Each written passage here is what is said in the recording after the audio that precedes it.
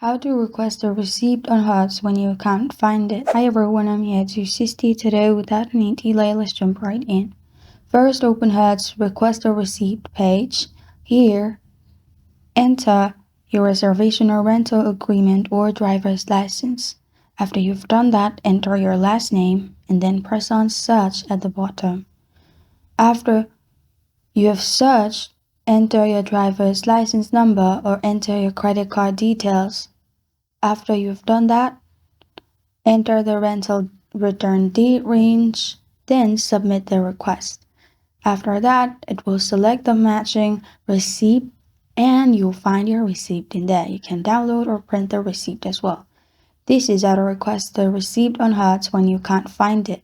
Thank you for joining me today. If this video helps you out, please leave a like and subscribe for more. Got a question or want to suggest a topic? Comment below. Thank you for watching.